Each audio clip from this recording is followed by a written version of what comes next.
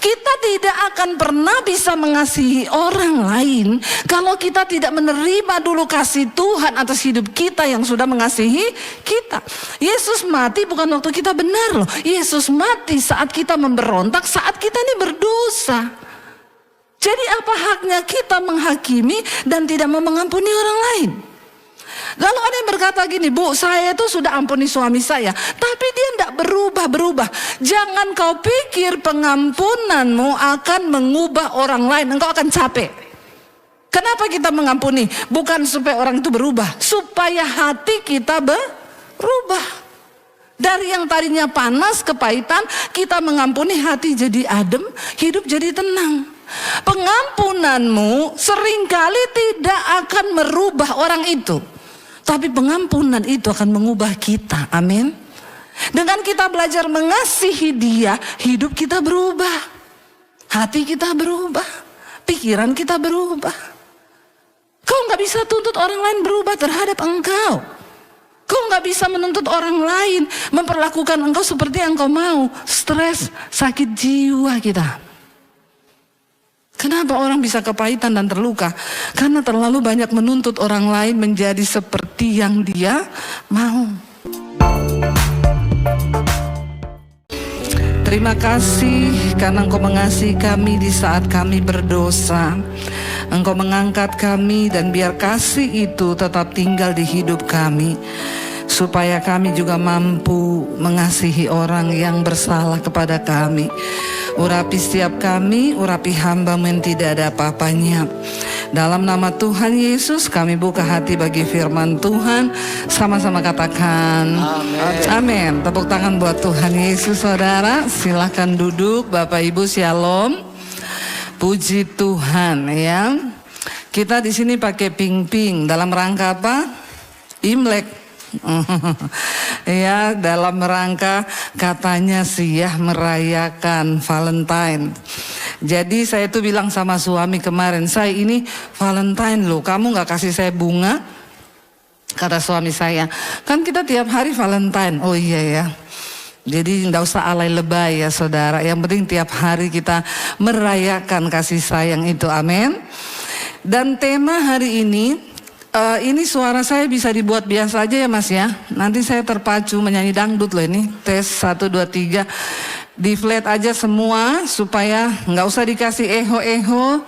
Tes 1, 2, 3, 3, 2, 1 bisa? Ya bisa yuk. Tes 1, 1, 1, 2, 3. 1. Biasa aja ya.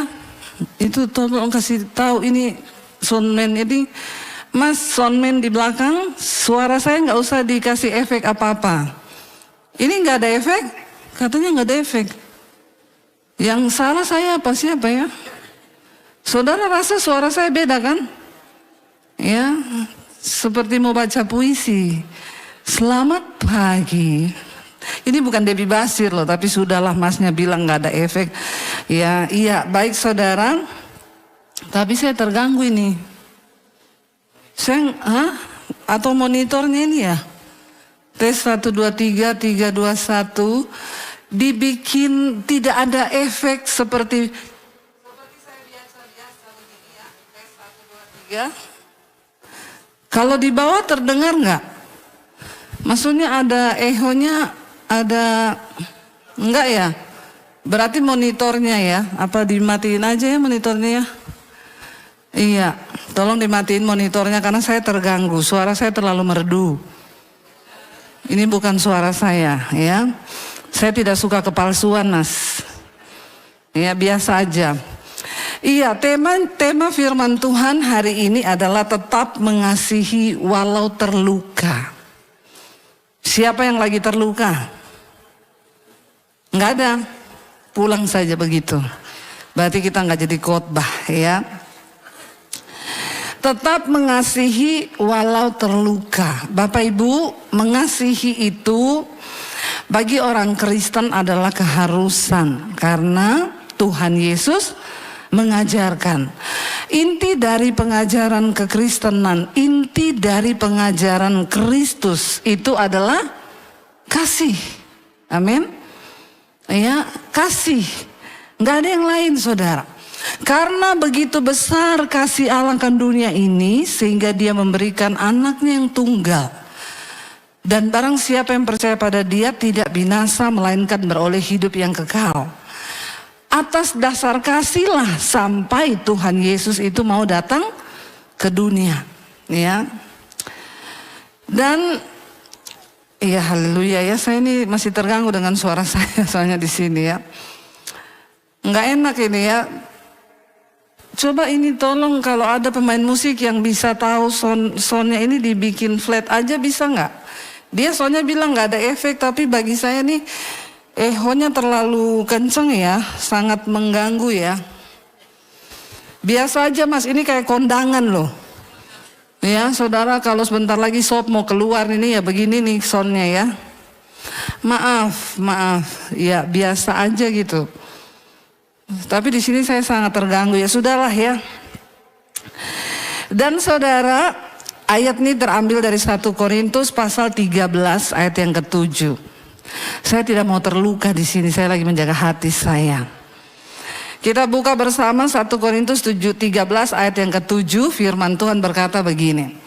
Kasih itu menutupi segala sesuatu, percaya segala sesuatu, mengharapkan segala sesuatu, sabar menanggung segala sesuatu.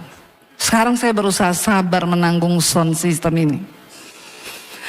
Bapak Ibu, kasih itu menutupi segala sesuatu. Bukan berarti kita kompromi dengan dosa. Tapi dalam hidup ini kita akan mengalami, saudara, yang namanya kita ketemu orang, tidak semua orang itu bisa bikin kita seneng. Amin.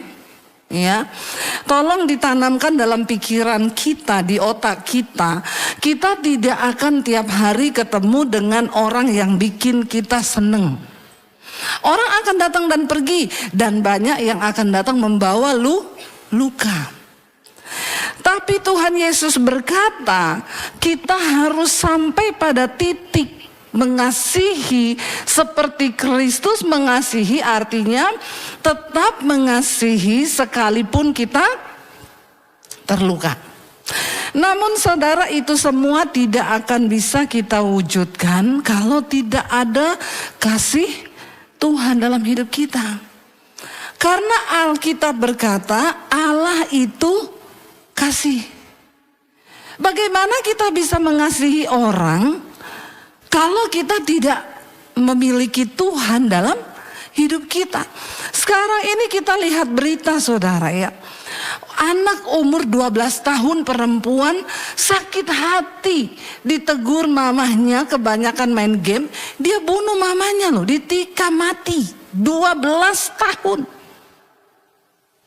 Kemarin saya lihat berita anak pemuda remaja bunuh satu keluarga.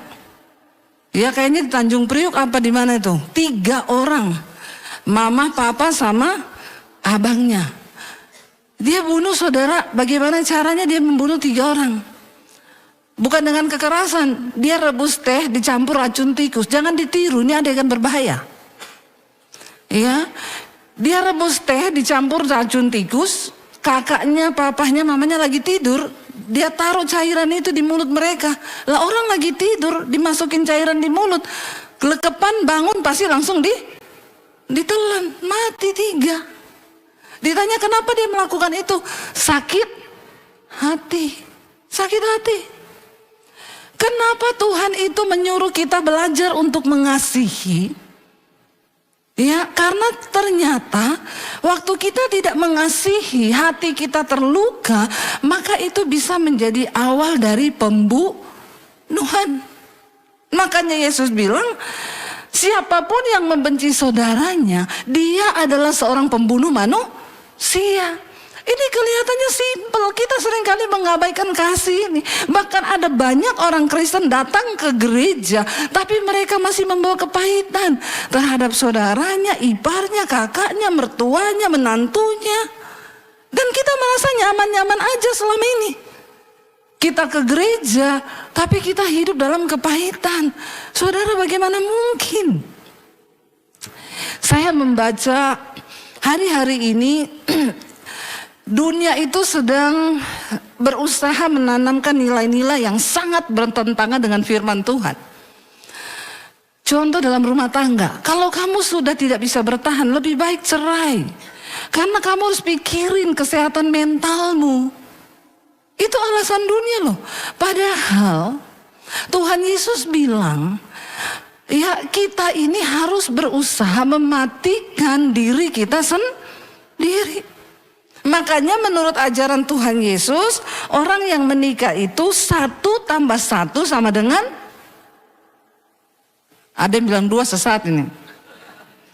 Ya, Yesus bilang orang yang menikah kamu bukan lagi 2 tetapi 1. Karena apa? Yang setengah mati, istri mati separuh, suami mati separuh, baru bisa jadi 1.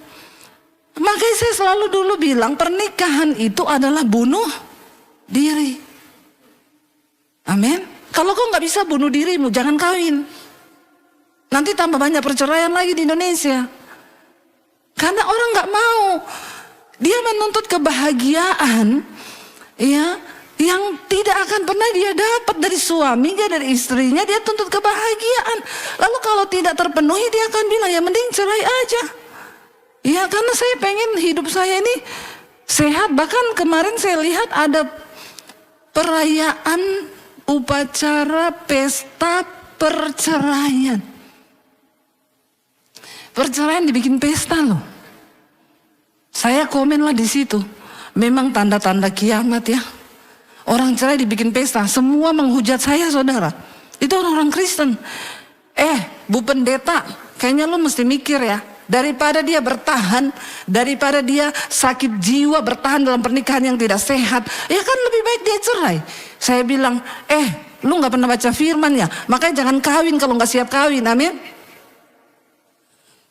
Udah bilang cinta itu buta. Kalau udah Valentine kasih coklat, kasih bunga, pret.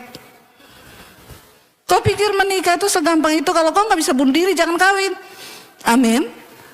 Loh kita harus mematikan diri. Saya baca statusnya teman saya kemarin.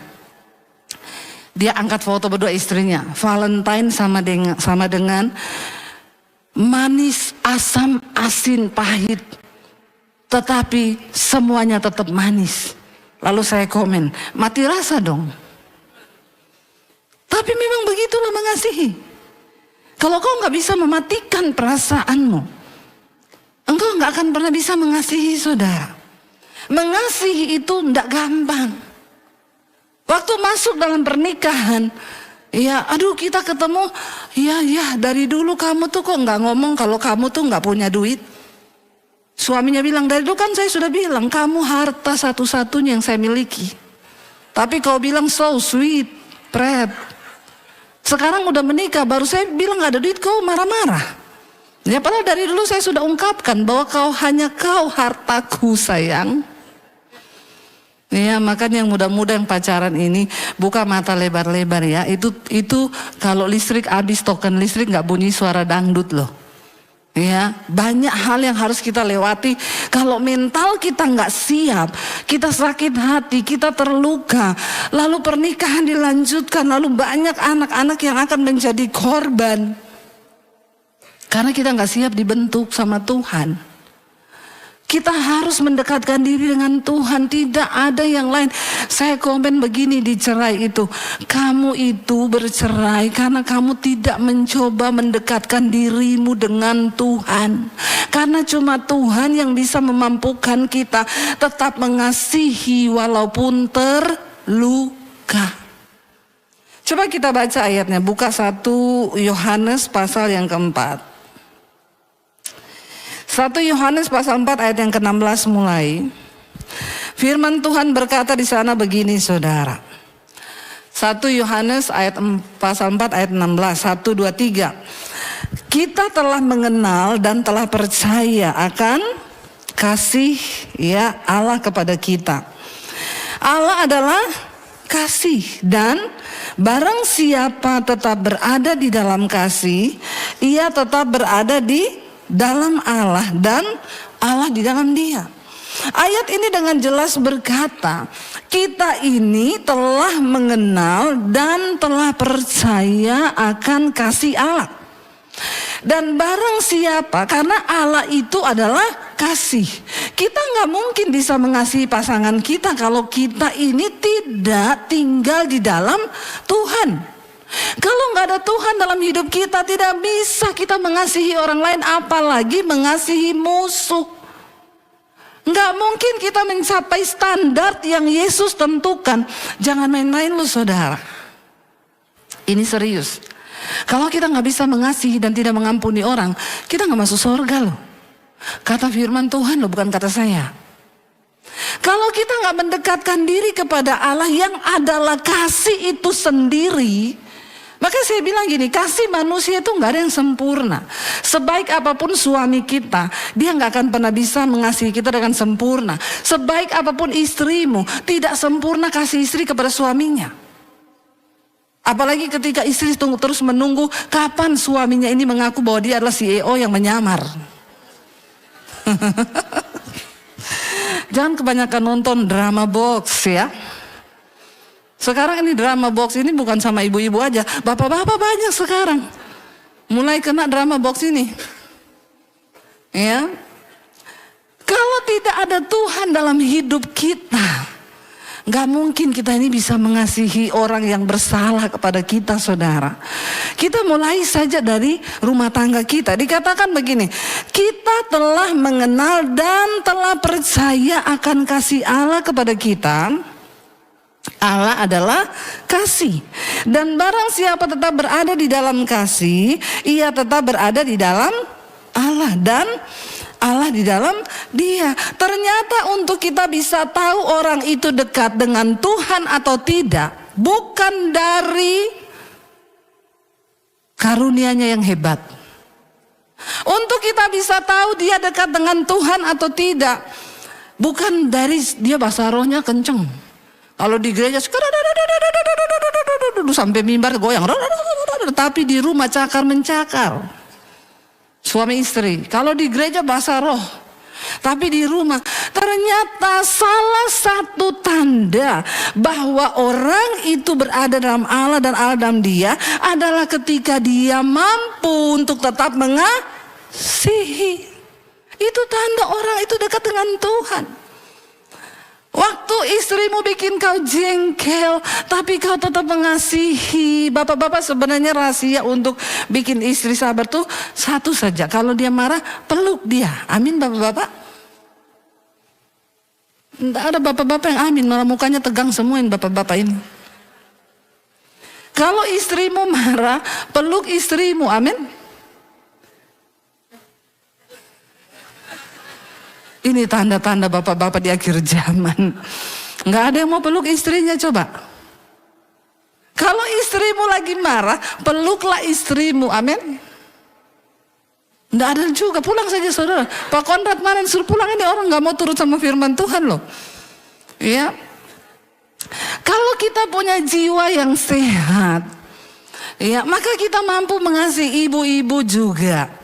Ketika suamimu itu mungkin menjengkelkan, ada ibu-ibu saudara, saya ketemu dia ini, aduh ya, udah tua sih, dah, ya, pokoknya udah sebentar lagi menghadap Tuhan kayaknya. Tapi tiap ketemu, ya ibu gimana kabar?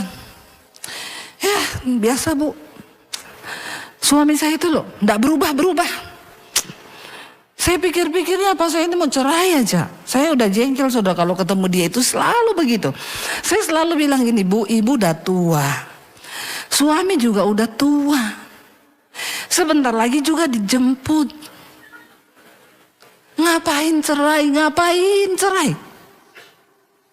Sudahlah bu, kalau udah tua-tua itu kan kayaknya sudah tidak perlu. Apa ya cuek-cuekan aja lah. Yang penting jangan kepahitan. Ibu sih nggak tahu suami saya itu ya bu, cerewetnya minta ampun. Kalau pagi bu gini caranya ya, ibu siapin sarapan. Kalau dia cerewet ibu tinggal aja, ibu urus tanaman, ibu ke belakang atau apa, nggak usah didengar omongannya. Tapi saya enggak bisa, Bu. Saya ini tetap terluka. Udah tua, Bu. Lebih baik sekarang siap-siapin peti apa yang mau dipakai mati nanti. Loh, bener nggak saudara?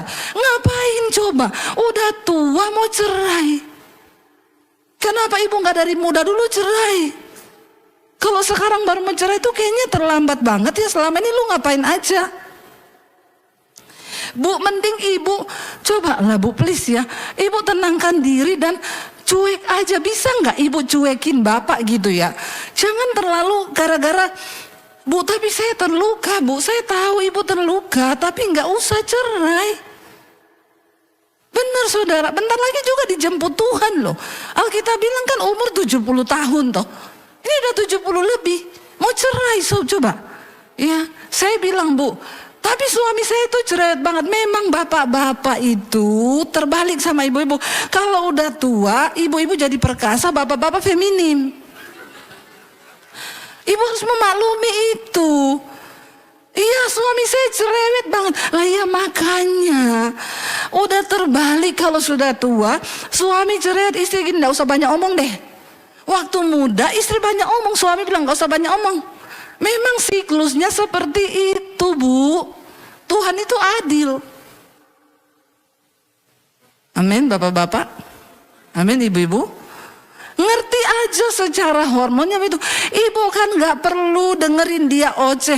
Bilang saja kalau dia, udah saya siapin sarapanmu, makan ya, Tuhan berkati. Udah ibu pergi urus tanaman, lihat anggrek, ngomong sama anggrek, curhat sama anggrek. Kamu tahu gak suamiku itu memang agak sakit jiwa. Makanya bapak-bapak kalau udah mulai tua pelihara burung lah, amin.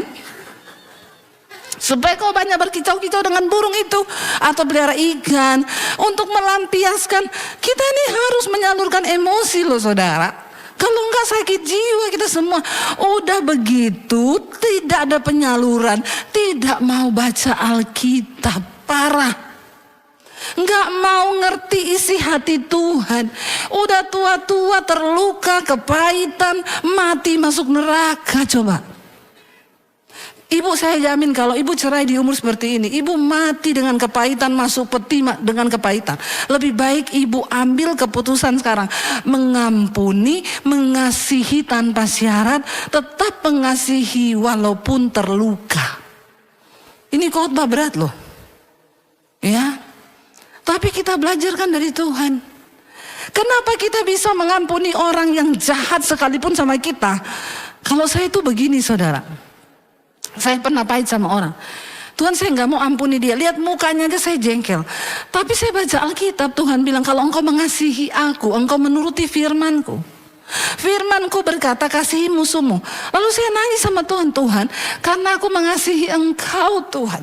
Aku mau melakukan firmanmu Tuhan. Makanya aku mau mengampuni dia Tuhan. Dan Tuhan akan memampukan kita. Makanya Tuhan Yesus tuh berkata begini, ya kita lihat coba 1 Yohanes 4 ayat 19 sampai 21. Kita mengasihi karena Allah lebih dulu mengasihi kita. Kita tidak akan pernah bisa mengasihi orang lain kalau kita tidak menerima dulu kasih Tuhan atas hidup kita yang sudah mengasihi kita. Yesus mati bukan waktu kita benar loh. Yesus mati saat kita memberontak, saat kita ini berdosa. Jadi apa haknya kita menghakimi dan tidak mau mengampuni orang lain? Lalu ada yang berkata gini, Bu, saya itu sudah ampuni suami saya, tapi dia tidak berubah-berubah. Jangan kau pikir pengampunanmu akan mengubah orang lain, engkau akan capek. Kenapa kita mengampuni? Bukan supaya orang itu berubah, supaya hati kita berubah. Dari yang tadinya panas, kepahitan, kita mengampuni, hati jadi adem, hidup jadi tenang. Pengampunanmu seringkali tidak akan merubah orang itu. Tapi pengampunan itu akan mengubah kita. Amin. Dengan kita belajar mengasihi dia, hidup kita berubah. Hati kita berubah. Pikiran kita berubah.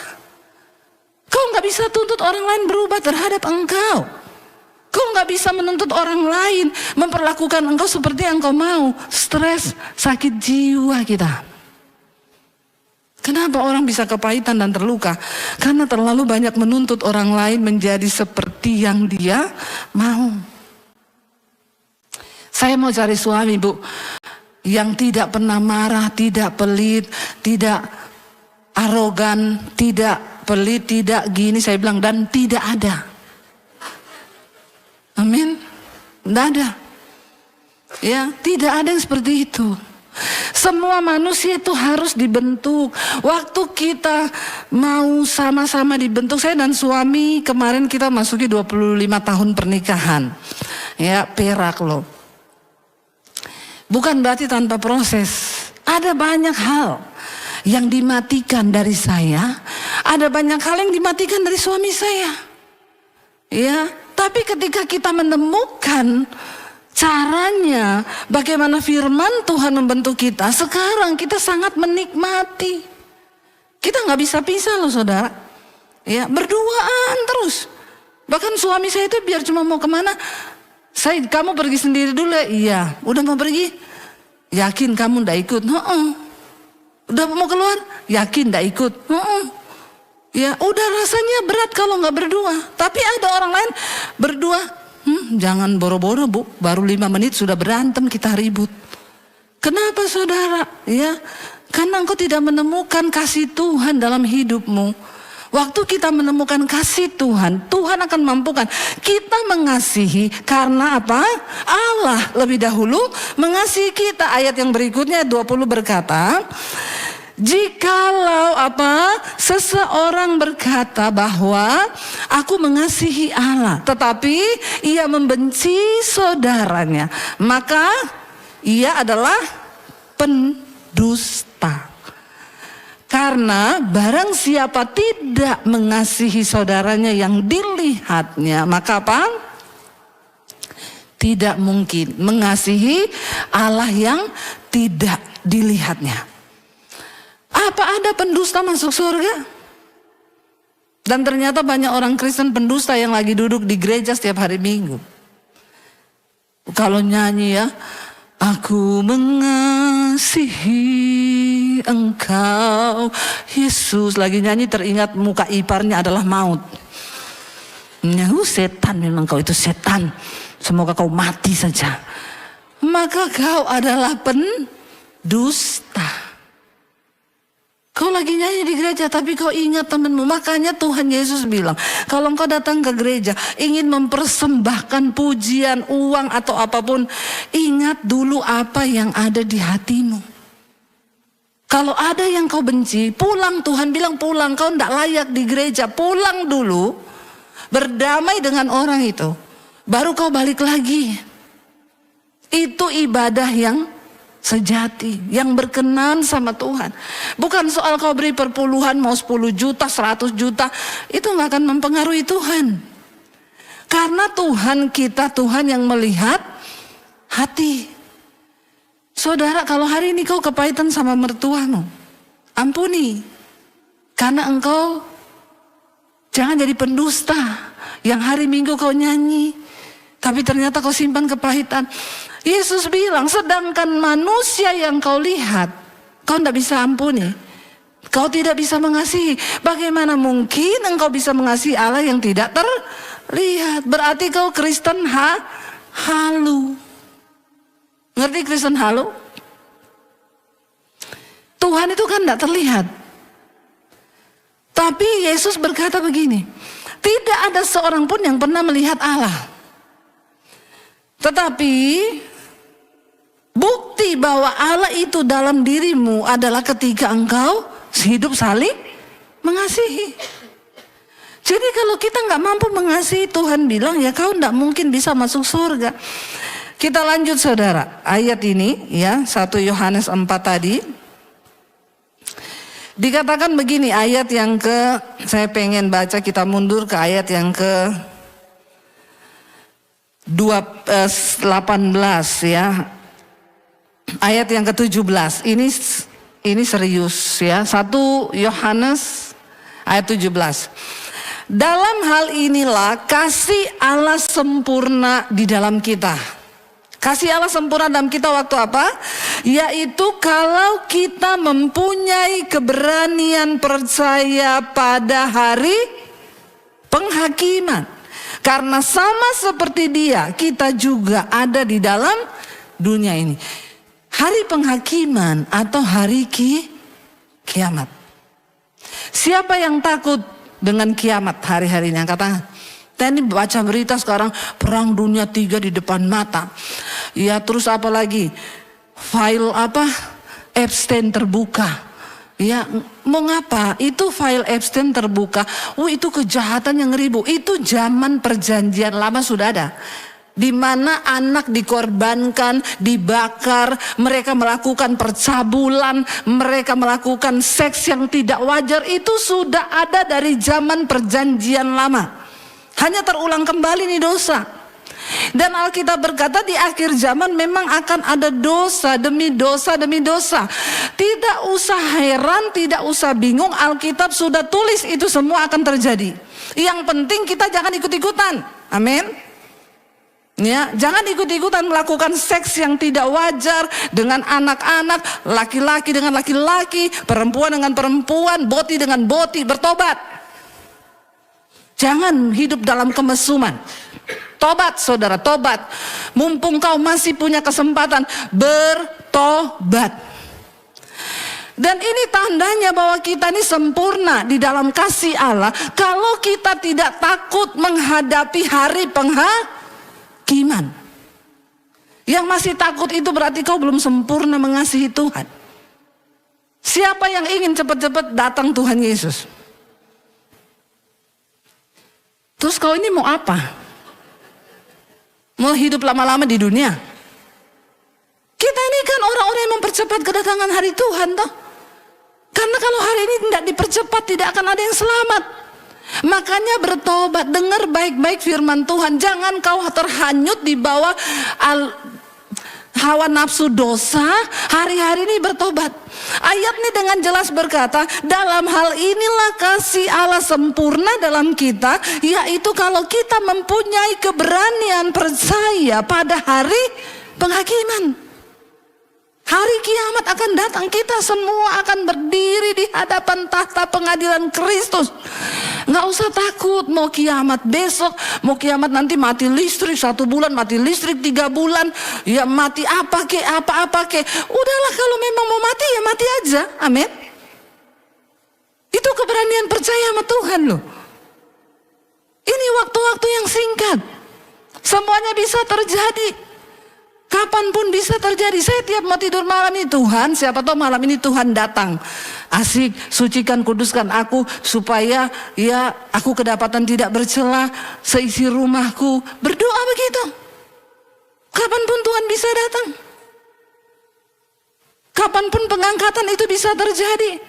Dan orang-orang yang siap menghadapi hari penghakiman itu, itulah menjadi tanda bahwa kasih Allah sempurna dalam hidup kita. Amin saudara. Jangan takut dengan kiamat. Malah kita menantikan hari itu. Ayat 18. Di dalam kasih tidak ada ketakutan. Kasih yang sempurna melenyapkan ketakutan, sebab ketakutan mengandung hukuman, dan barang siapa takut ia tidak sempurna di dalam kasih. Jangan takut apapun, takut mati, takut miskin, takut setan. Ada yang masih takut setan di sini? Malam-malam lewat di tempat gelap takut? Bertobat, kau tidak masuk surga loh ya. Ya, karena kau masih takut. Orang yang ketakutan itu mengandung hukuman. Takut kiamat, takut hari penghakiman. Berarti kau belum sempurna dalam kasih. Dan kasih yang sempurna adalah kasih yang lahir ketika kita mengasihi Tuhan.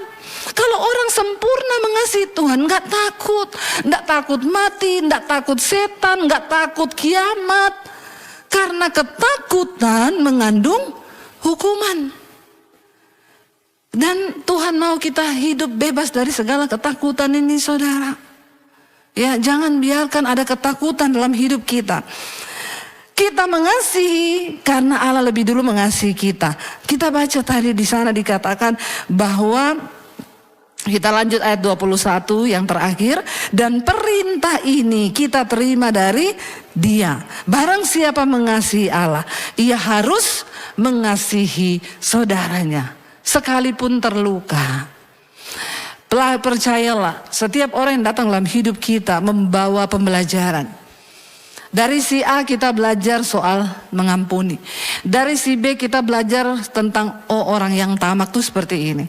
Dari si C kita belajar menghadapi orang. Iya, semua orang datang, saudara. Kita nggak bisa pilih-pilih, cuma yang enak-enak saja. Tuhan akan izinkan. Tetapi lewat orang-orang inilah kita diproses menjadi semakin sempurna di hadapan Tuhan. Nggak usah bicara jauh-jauh dulu. Mengampuni yang saya mau mengampuni, Bu. Ada saya itu tersinggung dengan orang yang ada di LA kejauhan. Ya, saya mau mengampuni yang ada di Bangkok kejauhan juga saya. Yang dekat dulu ini loh, istrimu, suamimu. Jangan tidur kalau kau lagi berantem. Itu Kristen. Amin. Jangan kau sebut kau Kristen, tapi kau tidur membawa kepahitan. Ya, awas loh, yang tidur lagi marahan tidur. Kau mimpi dicekik kuntilanak, mati kau, masuk neraka loh. Jangan ya, beresin dulu sebelum tidur, itu amarah. Ini serius, saudara. Karena orang yang gak mengasihi, gak mengampuni, gak masuk surga. Ya, sesimpel itu. Bahwa Tuhan berkata, kalau ada Tuhan dalam diri kita, tandanya apa? Bukan kita nih bahasa roh yang tinggi sampai ke atas langit. Tandanya apa Tuhan ada dalam diri kita? Bukan waktu kau doakan orang atau kau didoakan rebah. Ya, rebah terus, tiap didoakan rebah terus sampai geger otak juga, tapi nggak berubah hidupnya. Heran tuh saya lihat orang Kristen. Kalau doakan rebah terus, setiap minggu dia maju terus didoakan rebah, jatuh lagi, jatuh, geger otak sudah. Tapi hidupnya nggak berubah. Tolong jadi Kristen yang waras ya. Waras ya. Ibu kota Indonesia apa? Ya, waras aja ya. Jadi enggak usah agak-agak lain begitu, enggak usah yang aneh-aneh. Ya. Jadi Kristen itu apa? Tanda engkau dalam Tuhan, Tuhan dalam engkau, kasihi orang. Ya, dia itu utang sama saya enggak bayar, Bu. Siapa suruh kau kasih pinjam? Amin. Kalau enggak, kau tidak siap dihutangi orang, ya jangan kau kasih. Atau kau kasih saja sesuai kapasitas hati. Ya, dia pinjam 2 juta, hatimu enggak rela, kasih 1 juta, tapi enggak usah harap balik, anggap hilang, amin. Anggap kau sudah berbuat baik. Kasih 1 juta, minggu depan dia balik lagi, bilang, saya bukan bank, hubungi bank terdekat. Enak aja tuh hidup ini, daripada kau kasih pinjam terus kau kepahitan. Ada orang-orang yang gak pernah move on. Tiap tahun bikin status di Facebook, udah mau tahun baru, utang 2 tahun lalu belum beres. Kau gak masuk surga juga loh dengan begitu. Ampuni saja orang yang berhutang, supaya hatimu tuh plong. Karena Tuhan menuntut hidup kita ini bersih di hadapan Tuhan. Ya, jangan kasih pinjam kalau kau tidak rela. Tetapi ketika kau kasih pinjam, kau harus rela. Makanya pinjamkan sesuai dengan kapasitas hatimu. Hari-hari ini kita harus menata hati, menata hidup, saudara. Dekatkan diri dengan Tuhan supaya kita dimampukan, karena Tuhan adalah kasih. Mari kita memandang orang lain, saudara, seperti Kristus memandang. Tuhan Yesus itu mengasihi orang dan masih kasih kesempatan orang bertobat. Saya kemarin pelayanan di PET, ya, lalu gara-gara diajak kuliner makan buaya, saudara, ya. Bu, kita pergi kuliner yang lain dari yang lain. Ibu berani nggak? Makan apa kulinernya? Daging buaya. Oh iya, kayak apa ya? Saya pengen rasa juga ini buaya-buaya darat ini. Terus saya cerita, ya. Wah, di sini buaya dimakan ya, kalau di Indonesia banyak buaya darat itu. Terus orang dia cerita, kalau di Perth ini, kalau kita di sini, Bu, buaya darat tuh kurang. Kenapa? Hukum pemerintah Kalau laki-laki itu sudah berkeluarga, lalu dia selingkuh, terbukti atau dia menikah lagi, otomatis langsung gajinya itu dipotong dari pemerintah. 80% dikasih istrinya. Buat si buaya darat ini hanya 20%. Saya bilang, oh makanya di sini jarang ya, jarang perceraian, jarang orang kawin lagi ya. Kenapa? Karena mereka lebih takut hukum negara. Saya jadi ngobrol sama suami saya, makanya di luar negeri itu orang hampir tidak beragama. Karena ternyata hukum negaranya itu lebih kuat. Dan saya tuh ngobrol sama suami saya, kita menyeberang jalan nih, lampu merah, kita terobos ya. Langsung saat itu juga kita kena denda loh. Ya, dendanya itu nggak main-main, jutaan. Jadi dia takut melanggar, ini ada CCTV, nanti kita kena denda. Nanti bulan itu ditagih masuk. Ya, di Hong Kong pernah saya, di depan saya orang India menyeberang. Langsung kena denda saudara. Lalu teman saya bilang itu 6 juta apa berapa? Wih di sini gini ya, iya. Jadi orang takut sama hukum negara. Sama hukum Tuhan, banyak yang tidak takut. Kenapa? Karena hukum negara langsung. Kalau hukum Tuhan belum lama. Jadi orang bikin dosa itu bikin dosa aja karena kayaknya nggak terhukum gitu. Tapi hati-hati saudara, hukum Tuhan kekal sampai selama-lamanya. Makanya di luar negeri itu orang lebih takut hukum negaranya. Kayaknya Tuhan dilupakan. Mereka lebih percaya sama negara daripada Tuhan, karena hukum negaranya aja sudah mengatur seperti itu. Coba di Indonesia kalau bisa gitu ya, ada pejabat di sini, coba usulkan itu. Kalau ada buaya-buaya darat yang kawin lagi itu langsung dipotong 80% itu. Ya kasih saja sama istrinya dan anaknya, dia pasti mikir kan, mau kawin lagi nih, aduh, saya gajinya dipotong. Ya bagaimana mau tebar pesona? Kalau tinggal 20% yang dia terima. Saudara, kenapa Tuhan tidak langsung menghukum orang? Alkitab berkata karena Allah itu kasih, dia memberi kesempatan untuk orang bertobat. Karena Alkitab berkata Tuhan tidak berkenan pada kematian orang fasik, tapi pada pertobatannya. Ya, itu Tuhan. Tuhan tuh gak kayak manusia. Kita kalau lihat orang jahat gitu, oh kalau bisa mati saja orang ini ya. Tuhan dia kasih kesempatan orang bertobat. Makanya hukumnya gak langsung terjadi. Ya ibu-ibu, kalau kau sudah lama berdoa untuk suamimu bertobat yang gak bertobat, kan kau pengen itu biar celaka aja mati gitu ya. Tapi kok gak mati-mati suami saya ini. Karena Tuhan masih kasih dia kesempatan untuk bertobat. Itu kasih Tuhan. Nah kita ini harus belajar. Ya, kasih kesempatan orang itu bertobat dengan cara kita ini melepaskan juga pengampunan. Jangan mau terluka, terkubur di dalam luka dalam, ya, sehingga ndak bangkit, ndak bisa bangkit. Aku ini ya sudah jatuh, aku terjatuh dan tak bisa bangkit lagi. Aku tenggelam dalam lautan luka dalam, infeksi kau luka dalam. Ya, ngapain kau bodoh luka dalam? Jangan biarkan luka itu dalam hatimu. Lepaskan pengampunan. Soal orang itu yang kau ampuni berubah atau tidak, jangan kau sakit hati. Ya, tapi saya lihat bahwa dia nggak berubah loh. Sampai kapan saya harus mengampuni? Lah kau mengampuni untuk kebaikan dia atau kebaikan kau? Kita melepaskan pengampunan bukan hanya untuk kebaikan dia, tapi untuk kebaikan kita. Supaya hati kita terjaga, supaya kita dalam perkenanan Tuhan. Waktunya habis. Ya, sudah ditulis itu waktu habis. Saudara, kita berdoa yuk supaya kita ini sungguh-sungguh bisa melakukan firman Tuhan, karena ini perintah. Yesus berkata, dan perintah ini kita terima dari Allah. Barang siapa mengasihi Allah, maka ia harus mengasihi saudaranya. Bukan, maka dia, ya kalau bisa lah ya, kasihilah saudaramu. Enggak. Jadi hari ini, siapa yang punya musuh? Enggak ada ya. Saya tuh kalau mau tidur malam, saya ingat-ingat Tuhan, saya ini jengkel sama siapa ya. Dalam nama Yesus saya mau bereskan, saya mau lepaskan pengampunan buat orang itu. Jangan kau tidur malam dengan membawa kepahitan dan luka batin. Karena engkau tidak berkenan sama Tuhan. Sejahat apapun dia, biarkan Tuhan yang berurusan dengan dia. Kau jangan juga berdoa, Tuhan balas dia 7 kali lipat. Jangan. Maka Tuhan akan menganggapmu jahat. Dan Tuhan meluputkan hukuman bagi orang itu. Kata Alkitab, jangan. Kita berdoa jaga hati. Tuhan, aku mau berdoa kalau hari ini aku ada pahit sama iparku, sama iniku.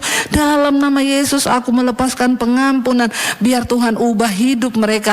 Berkati mereka. Itu yang Tuhan mau. Ya, supaya kita ini layak di hari penghakiman. Tidak ada ketakutan. Kita bisa berdiri. Karena ingat saudara, tidak ada orang kepahitan masuk surga. Tidak ada orang marah-marah masuk surga. Tidak ada orang yang sakit hati masuk surga. Di surga itu tempatnya orang yang berkenan pada Tuhan, yang hidup kudus. Jangan bilang kita tidak bisa. Kita bisa selama ada Tuhan di dalam hidup kita. Amin. Kita bangkit berdiri bersama. Saya undang para imam musik, kita nyanyi kasih yang sempurna telah kuterima dari Bapa. Ya, kita mengasihi karena Allah lebih dulu mengasihi kita.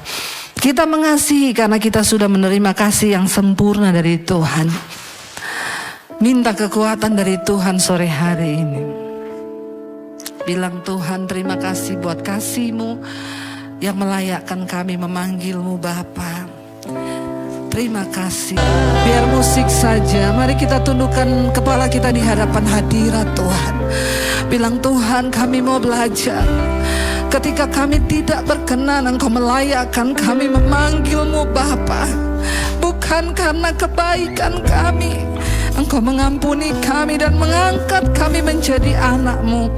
Kalau hari ini Tuhan, ada orang yang melukai kami, yang berbuat jahat terhadap kami, mampukan kami juga mengampuni mereka sama seperti Bapa yang mengampuni kami. Bahkan ketika kami mengetok, Engkau bukakan pintu. Ketika kami berdosa, Engkau ampuni kami Tuhan.